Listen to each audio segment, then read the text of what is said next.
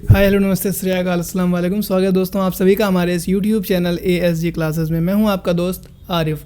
जैसा कि मैं आपको पहले बता दूं कि आज से हम एक्सेल की क्लास स्टार्ट करने वाले हैं जो कि रेगुलर आने वाली है। ठीक है, तो एक्सेल क्या है, कैसे काम करता है, हम आपको प्रैक्टिकल के साथ साथ डेफिनेशन के साथ साथ प्रैक्टिकल भी दिखाने वाले हैं। ठीक है, तो सबसे पहले हम बात कर लेते हैं कि जो MS एक्सेल है वो क्या है। तो MS एक्सेल जो है वो MS ऑफिस का एक हिस्सा होता है और हमें यहाँ पर MS ऑफिस 2024 के पढ़ने वाले हैं। ठीक है, तो MS ऑफिस के जो नोट्स है वो मेरे द्वारा खुद के द्वारा मेरे बनाए गए हैं।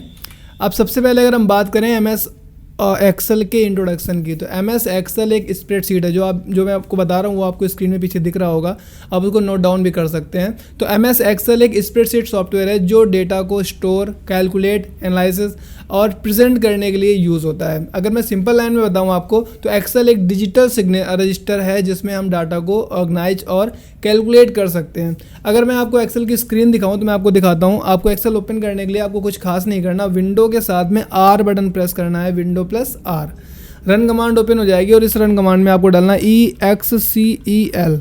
एक्सेल डाल के आप एंटर कर देंगे। जैसे ही एक्सेल डालकर ओपन करेंगे तो आपके सामने ये एक्सेल की स्क्रीन आ जाएगी जहाँ पर लिखा ब्लैंक वर्कबुक। यहाँ पर क्लिक करेंगे तो ये एक्सेल की वर्कबुक आपके सामने ओपन हो चुकी है। ठीक है, तो आगे अगर हम देखें तो इसमें बताया जा रहा है कि ऑर्गेनाइज और कैलकुलेट कर सकते हैं। अगर हम आगे बात करें तो एक्सेल में एक मेनू बार होता है। मेनू बार कहाँ होता है मैं आपको बता दूं, ये जो आपको दिख रहा है ऊपर, file, home, insert, draw, page layout, formulas, data, review, view, developer और हेल्प, ये मेनू बार है। तो इसी के बारे में हम जान लेते हैं। तो एक्सेल में एक मेनू बार होता है। मेनू बार एक्सेल का वो पार्ट होता है जहाँ सारे मेन ऑप्शंस दिए होते हैं जिनके थ्रू हम डिफरेंट टूल्स यूज़ कर सकते हैं। अगर सिंपल भाषा में हम आपको बताएं तो मेनू बार इक्वल कमांड्स का कलेक्शन, यानी सारे के सारे जो ऑप्शंस होते हैं वो मेनूज़ के अंदर ही होते हैं जहां से हम एक्सेल को कंट्रोल करते हैं। ठीक है, जैसे कि अगर मैं आपको दिखाऊं यहाँ पर तो हर एक टैब या हर एक मेनू के अंदर कुछ ऑप्शंस दिए गए हैं। जैसे कि फाइल में मैंने क्लिक किया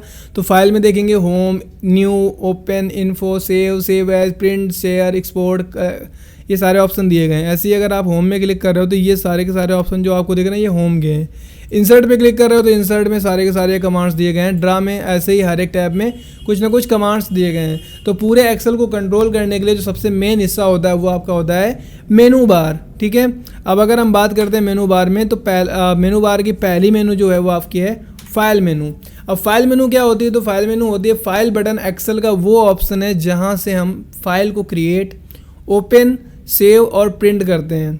अगर हम बात करें यूजली तो यूजली जो फाइल मेनू होती है वो लेफ्ट कॉर्नर में होता है, आपने देखा होगा। सिंपल लाइन में अगर हम कहें तो एक्सेल फाइल को मैनेज करने का कंट्रोल सेंटर।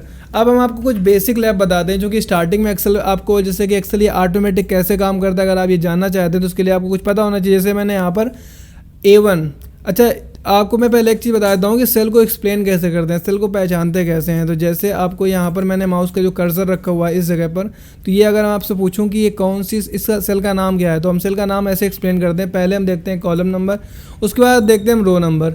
तो कॉलम आपका A और रो आपकी 1, तो इसका नाम हो जाएगा A1। अगर मैं इसको पूछूंगा तो ये हो जाएगा K नंबर कॉलम और 8 नंबर रो, K8। ऐसे ही हर एक सेल का नाम होगा। अगर मैंने पूछा आपका इसका नाम क्या है तो आप बताएंगे B12। ठीक है, क्योंकि B नंबर कॉलम है और 12 नंबर रो, तो ये बन गया था आपका B12। इस तरीके से आपके इनके नाम होते हैं। अब अगर आपको इसमें मान लो गिनती लिखनी है या आपको 100 तक गिनती लिखनी है तो आप यहाँ पर लिख रहे हो 1, 2 एंड 3। सेकेंड कॉलम यानी कि B वाले में जाएंगे और 11, 12 एंड 13 लिखा। इसके बाद इन दोनों की वैल्यू को सिलेक्ट कर लिया और फिर आपने ड्रैग किया 10 तक। तो जैसे आपने 10 तक ड्रैग किया तो आपने देखा 20 तक गिनती लिख गई है। फिर इसको आपने ड्रैग कर लिया इस तरफ यहाँ तक, तो आपकी 100 तक गिनती लिख के आ चुकी है। ठीक है, अच्छा एक चीज़ मैं आपको और बता दूं कि ड्रैगिंग क्या होती है, कैसे हम देखेंगे कि ड्रैग हो रहा है, क्या हो रहा है। तो ये माउस का जो कर्सर आपको दिख रहा है अभी ये मोटा प्लस दिख रहा है। जब ये मोटा प्लस होता है तो इसका मतलब होता है ये सिलेक्शन करने के लिए यूज़ होने वाला है। अगर आपसे मैंने बोला है कि आप ड्रैग करो तो ड्रैग आपका इस पतले वाले प्लस से होगा। इससे जब आप ड्रैग करोगे तो जो चीज़ आपने लास्ट में यूज़ करी है उसको एज अ फॉर्मूला वो आगे बढ़ाता जाएगा ड्रैग करने से। ठीक है, और अगर ये वाला आपको सिंबल दिख रहा हो प्लस का तो इसका मतलब होता है वैल्यू को मूव करना, उसको उससे हम यहाँ से उठाकर कहीं भी रख सकते हैं। ओके, अब जैसे इसी को हमें इसकी जगह पे हमें पहाड़ा लिखना होता तो हम क्या करते, यहाँ पर हम लिखते 2 4 6 और यहाँ पर हमने लिखा 3 6 एंड 9। इसके बाद हमने इस पूरे को सिलेक्ट किया।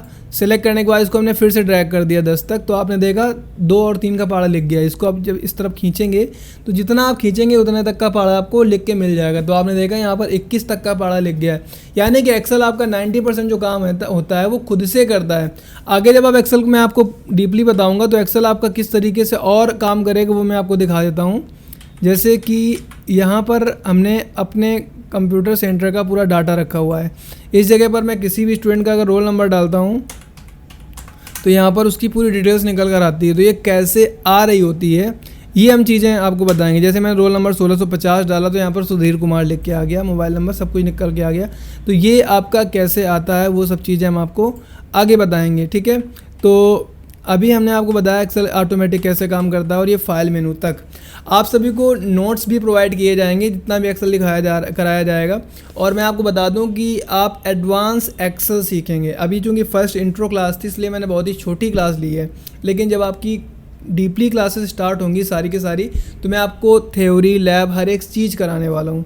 शुक्रिया दोस्तों इस वीडियो को एंड तक देखने के लिए। मिलते हैं नेक्स्ट वीडियो पे, तब तक आप सभी अपना ख्याल रखें। Thank you.